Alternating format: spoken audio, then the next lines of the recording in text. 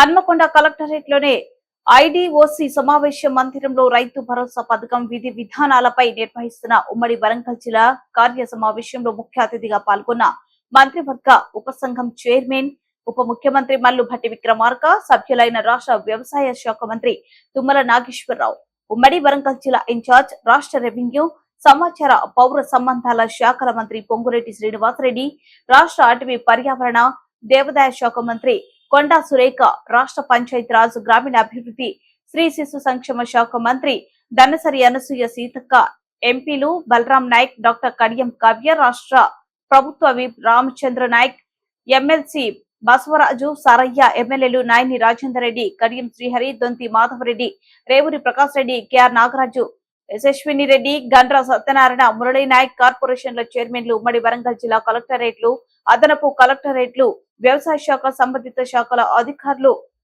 ఇతర వర్గాల నుంచి మంత్రివర్గ ఉపసంఘం అభిప్రాయాలను సేకరిస్తున్నారు. పట్టా ఉన్న రైతుకు మాత్రమే గతంలో రైతు బంధు రావడం జరిగింది. పట్టా లేని రైతుకు రాలేకపోయింది సార్.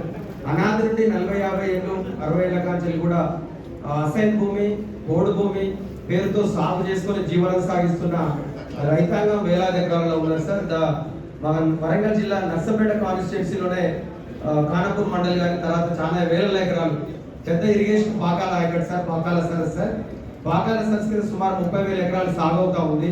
కానీ పట్టా ఉన్న రైతులు మాత్రం 11,000 చిల్లర మాత్రం రైతులకు మాత్రమే అవకాశం ఉంది సార్. వారికి మిగతా రైతాంగానికి సుమారు 20,000 రైతాంగానికి ఎలాంటి పట్టా సదుపాయాలు లేదు సార్. కానీ కష్టపడుకుంటూ సన్న చిన్నగా రైతాంగం సార్. ఎందుకంటే పొడుతో వచ్చి సాగు చేసుకుంటూ 3-4 జనరేషన్లు మారినాయి. కానీ వారికి రైతు బంధు పడటం లేదు సార్. దయచేసి నేను కమిటీకి సబ్ కమిటీకి నాకు విన్నపం సార్. ఎంతమంది బోగస్ తెలంగాణలో అత్యధిక ప్రాధాన్యత కలిగినటువంటి వ్యవసాయానికి ప్రాధాన్యత ఇవ్వాలని గౌరవనీయులు శ్రీమతి సోనియా గాంధీ గారు, రాహుల్ గాంధీ గారు, ఖర్గే గారు వచ్చినటువంటి అనేక సందర్భాల్లో అనేక సమావేశాల్లో ఇదే వరంగల్లో డిక్లరేషన్ కూడా ఇచ్చారు. వాటిని దృష్టిలో పెట్టుకొని ఈనాటి ప్రభుత్వం ముఖ్యమంత్రి గారి యొక్క ఆదేశాల మేరకి ఆ వాగ్దానాలు అమలు చేసేటటువంటి క్రమంలో రాష్ట్ర ప్రభుత్వం తీసుకున్నటువంటి ప్రధాన నిర్ణయాలు రుణమాఫీ, 2 లక్షలు రేపు ఆగస్టు నెలలోనే ఒకేసారి రుణమాఫీ చేయాలనేది ఒక భీష్మ ప్రతిజ్ఞ కింద ఆయన తీసుకున్నారు. దాన్ని అమలు చేయడానికి భట్టి గారు కసరత్తు చేశారు. రేపు ఎల్లుంట్లోనే దానికి సంబంధించినటువంటి విధి విధానాలు రూపకల్పన జరుగుతుంది. ఆగస్టులోనే రుణమాఫీ 2 లక్షలు చేయాలనేది ఈ ప్రభుత్వం యొక్క లక్ష్యం. రెండోది వచ్చేసి రైతు భరోసా. గతంలో రైతు బంధుగా ఎన్నికల ముందు అయితే మనం పార్లమెంట్ ఎన్నికల సందర్భంలో రైతుల యొక్క కోరిక మేరకి 7,562 కోట్లు ఒకే రోజు రైతుల యొక్క ఖాతాలో జమ చేశాం. ఈ 2 పథకాలతో పాటు మళ్లీ మనం రైతు భరోసా చేయాలంటే గతంలో జరిగినటువంటి రైతు బంధులో జరిగినటువంటి పద్ధతుల్ని రైతులకు ఏ రకంగా ఉపయోగపడ్డాయి, భవిష్యత్తులో మనం దీన్ని ఏ రకంగా చేయాలి అనేటటువంటి రైతుల అభిప్రాయం కోసమే ఈరోజు ఈ సమీక్షను పెట్టుకున్నాం. కాబట్టి దయచేసి రైతులందరూ కూడా రైతు భరోసాను ఏ రకంగా చేస్తే సామాన్యులకి, చిన్నకారు సన్నకారు రైతులకు ఉపయోగపడుతుందో ఈ సమావేశంలో మీరు వెల్లడించాలనేది ప్రభుత్వం యొక్క కోరిక. దీని తర్వాత ముఖ్యమంత్రి గారు ప్రభుత్వం పంట యొక్క బీమాను కూడా ఇవ్వాలని చెప్పి ఇన్సూరెన్స్ కంపెనీలతోటి రాష్ట్ర ప్రభుత్వం సంప్రదింపులు జరుగుతూ ఉంది. అతి కొద్ది రోజుల్లోనే దాన్ని కూడా ఫైనల్ చేసి గతంలో పంట నష్టం జరిగితే మనకి ఏ రకమైనటువంటి సహాయం వచ్చేది కాదు.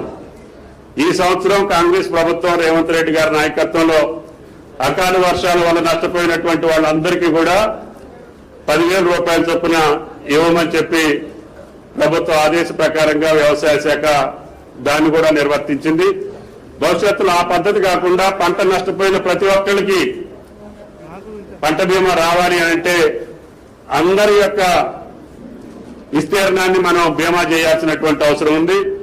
ఉంటున్నటువంటి రైతు నుంచి ఎంత పెద్ద రైతు అయినా సరే పంట వేసినటువంటి పంట నష్టపోతే ఆ పంట నష్టపరిహారం ఇవ్వాలి. లేకపోతే రైతు నిలబడలేడు అనేటటువంటి ముఖ్యమంత్రి గారి యొక్క సూచనల మేరకి ఈ సంవత్సరం ఇన్సూరెన్స్ పథకాన్ని కూడా రూపొందించదలుచుకున్నాం.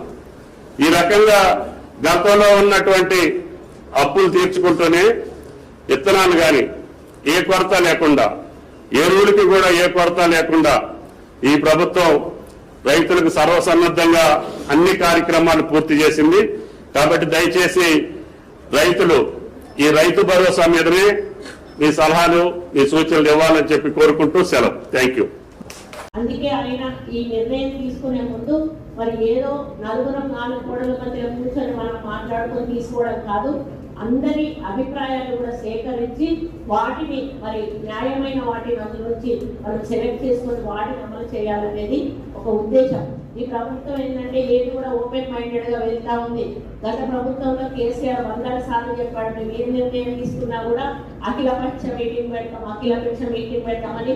ఏ ఒక్కరోజు కూడా అఖిలపక్ష మీటింగ్ పెట్టలేదు. ఏ నిర్ణయాలు తీసుకున్నా కూడా 4 గోడల మధ్యలో నలుగురు కలిసి తీసుకున్న నిర్ణయాలు అమలు చేశారు. కానీ ఈ ప్రభుత్వం పారదర్శకంగా ప్రజలు విశ్వసించి ఈ రోజు మాకు అధికారం కట్టబెట్టారు కాబట్టి ఏదున్నా ప్రజల ఆశాజనకంగా ఉండే విధంగా, ప్రజలు హర్షించే విధంగా నిర్ణయాలు తీసుకోవాలన్నదే ఈ ప్రభుత్వం యొక్క లక్ష్యం.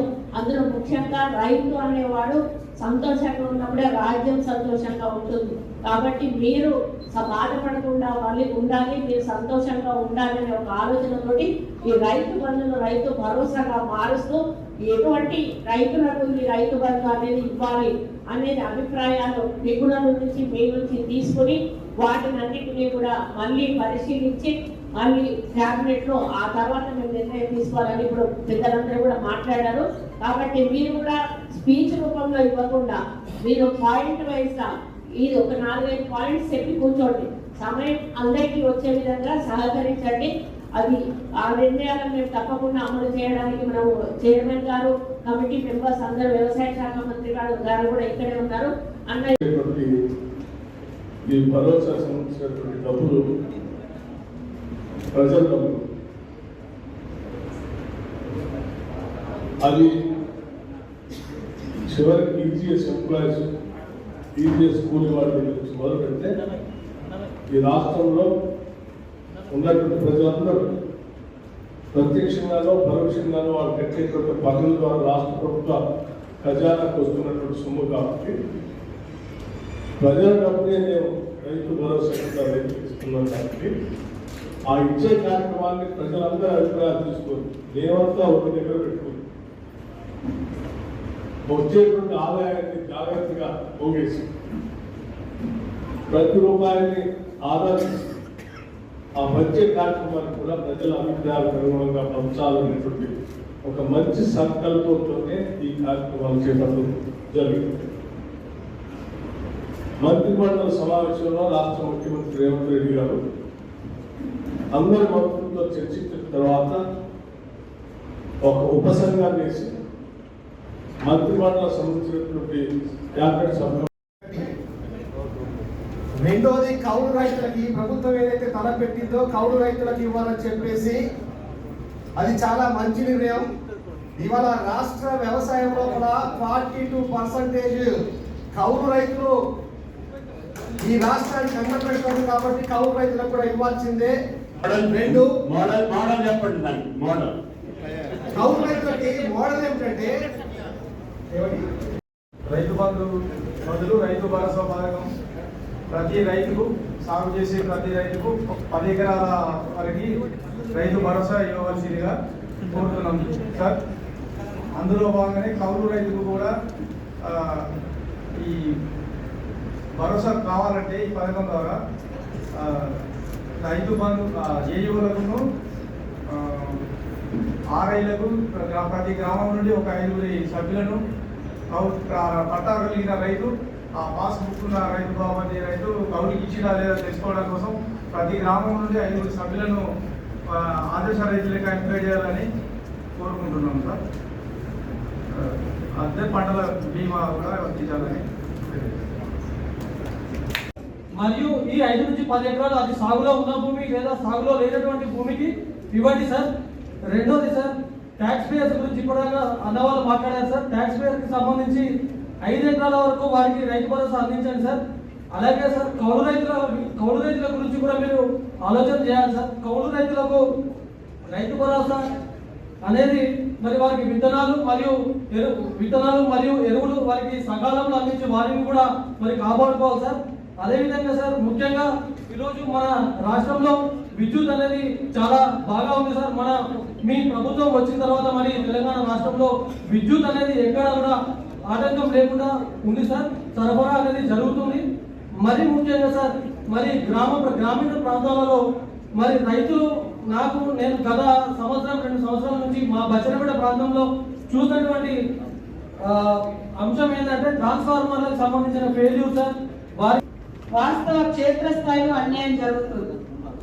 వాస్తవానికి ఆ పంట పెట్టుబడి అనేటువంటి అర్థాన్ని మార్చేసి వేరేమో పంట పెట్టుబడి ఉంది రైతు వాళ్ళు, కానీ పట్టాకు పెట్టుబడి చేశారు. పట్టా ఎవరుంటే వాళ్ళే అనే యాంగిల్లో తీసుకొచ్చారు.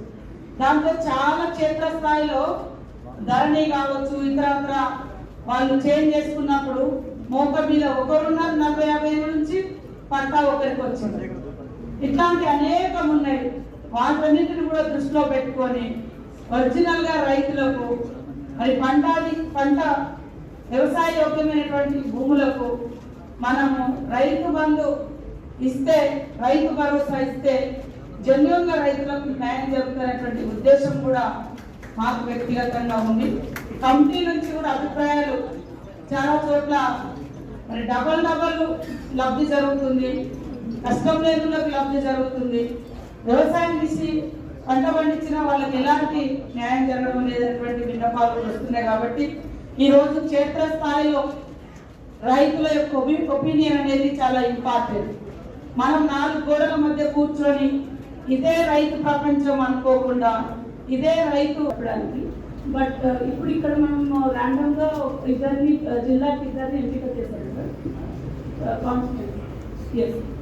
సార్ ఇప్పుడు చిర్రా కుమారస్వామి గారు నెక్కొండ మండల్ దీక్షకుంట వరంగల్ జిల్లా నుంచి మాట్లాడాల్సింది.